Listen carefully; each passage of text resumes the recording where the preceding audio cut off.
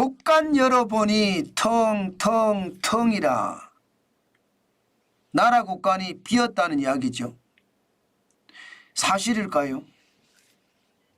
굉장히 빠른 속도로 비어가네요.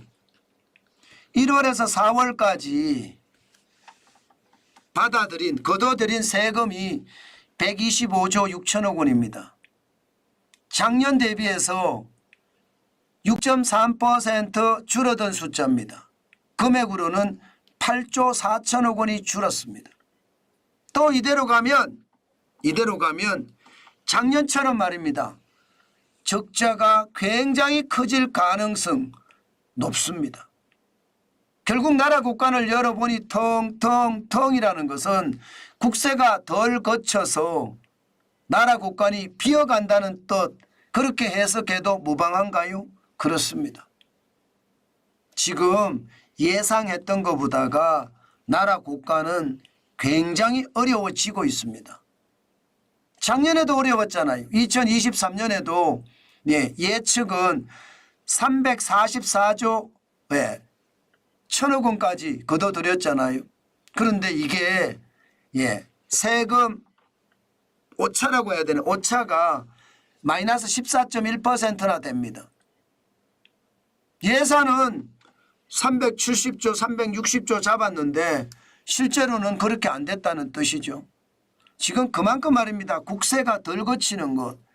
저는 솔직히 말입니다. 경제개혁이 뒤따라 주지 않으니까 문재인 정부 때 많이 올린 세금, 그게 폭탄이 돼서 저는 돌아온다고 생각을 합니다. 여러분 한번 보세요. 실질적으로 보면 말입니다. 지금 최악이 어디냐? 법인세입니다. 법인세. 법인세가 1월에서 4월까지 22조 8천억 밖에 거치지 않았습니다. 이게 무려 말입니다. 전년 대비예요. 전년 대비해서 12조 8천억 원이 줄었어요. 법인세가. 그러면 여러분 법인세가 왜 줄어들었을까요? 결국 작년에 적자난 기업이 부지기수라는 이야기잖아요. 뭐 삼성도 적자, SK하이닉스도 적자, 대한민국 1등 기업이 적자니까 세금을 안 냅니다. 하이닉스도 대한민국 대표 기업입니다. 그런데 적자니까 세금을 안 내요. 이 두 회사가 세금을 안 내는 것도 어마어마합니다. 그러면 여러분 어떻게 했어야 될까요? 기업이 적자가 나지 않게끔 저는 지원을 했었어야 된다고 생각합니다. 제가 여러분들에게 계속 말씀드렸던 대로 2022년 5월에 윤석열 정부가 출범할 때 그때 말입니다. 소득주도 성장 정책 인수위 과정에서 어떻게 하면 이거를 바꿀 수 있을지 전략적으로 접근한 다음에 했었어야 저는 된다고 생각합니다. 최저임금도 그렇고요. 주 52시간제도 그렇고요. 중대재기업처벌법도 그렇고요. 그 외에 각종 규제도 그렇습니다. 경제개혁을 해가면서 세금을 내려야 되거든요. 경제개혁은 하지 않고 세금을 내려가고 있습니다. 그러면 고가는요? 고가는 거들날 수밖에요. 저는 이게 너무 잘못됐다고 생각을 합니다. 그러니까 법인세가 12조 8천억까지 줄을 정도로 최악이잖아요. 여기다가 소득세도 줄어요. 소득세도 말입니다. 작년에도 줄었는데 올해도 줍니다. 소득세가 준다는 것은 분명히 느껴지는 게 있잖아요. 소득주도 성장 실패했다는 이야기거든요. 지금도 소득주도 성장 정책이 계속되고 있는데 소득세가 줄어들었어요. 실패했다는 이야기. 그러면 근본적으로 개선을 해야 될 거 아니에요. 35조 3천억 원이잖아요. 그런데도 4천억 원이 줄었다. 최악이죠. 사실 부가가치세 넣는 거 보세요. 4조 4천억 늘었습니다. 40조 3천억 원이 됐습니다. 경기가 좋아진다는 이야기잖아요. 부가가치세가 는다는 것은. 최종 소비자가 내는 게 부가가치세거든요. 최종 소비자는 소비를 하는 사람이 많다. 그래서 세금 낸 사람이 많다. 그 때문에 40조 3천억 원이 거쳤다. 이런 이야기잖아요. 그러면 여러분 소비는 어느 정도 늘어나는 게 뭔가 잡혀간다 이렇게 볼 수가 있습니다. 어떻게 하든 살아나려고 기업도 가게도 발부둥 친다는 이야기가 되는 거예요. 그런데 소득세나 법인세가 줄었다는 것은 기업이 이익을 많이 못 낸다는 이야기니까 이거는요 정부의 정책적 대안이 뒤따라 줘야 되는 거예요.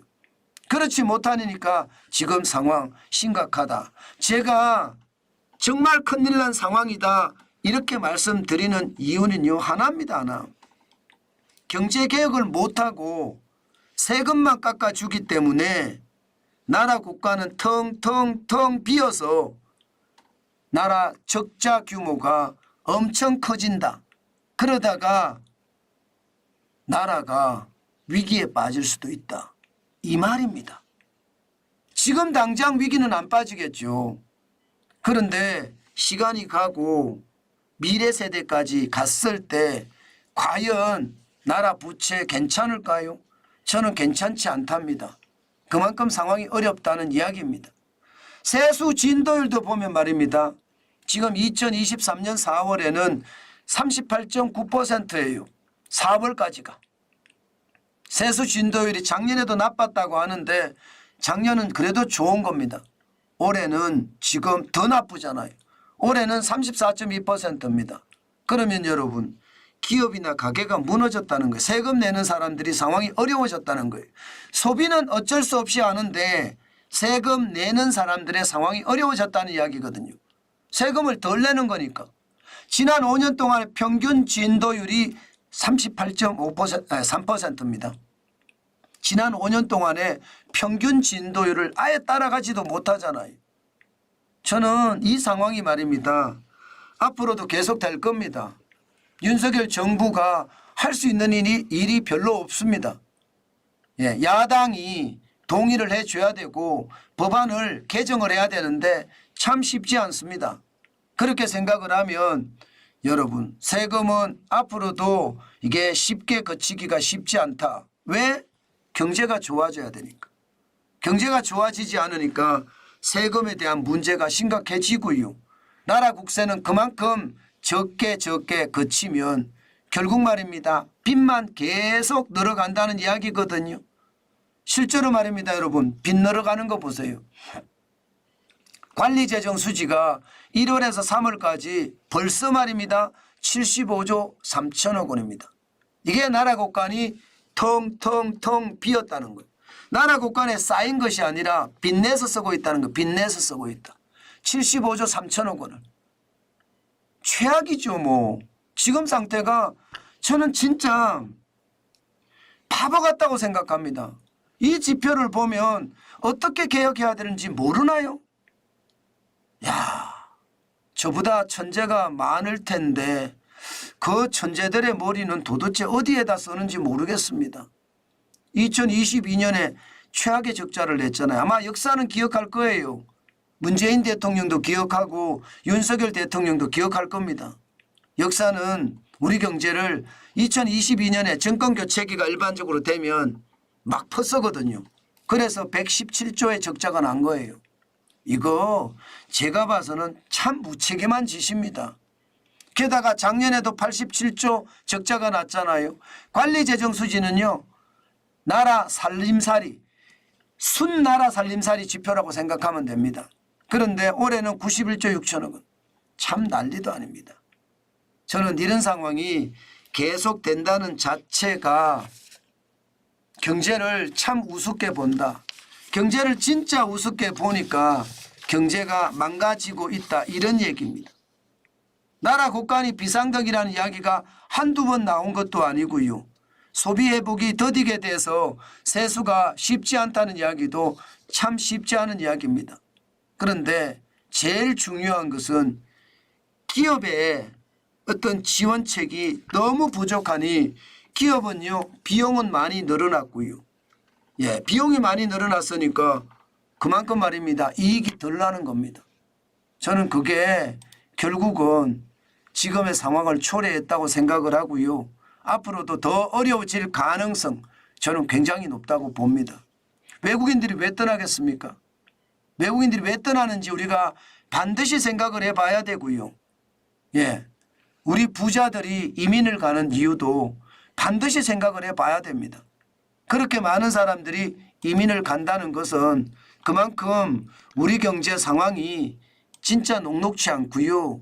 우리 경제의 어떤 뭐라고 해야 되나요? 삶의 어떤 기준 자체가 참 어렵다는 이야기로 저는 해석이 되거든요.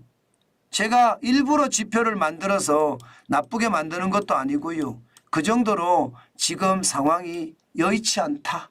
어렵다. 저는 그렇게 생각을 합니다. 앞으로도 말입니다. 이 상황이 좋아질 거냐? 쉽지 않습니다. 진짜 쉽지 않을 거예요. 저는 여야가 협치가 어느 정도 이루어져야 될지 그게 핵심이라고 생각하는데 진짜로 쉽지 않을 겁니다.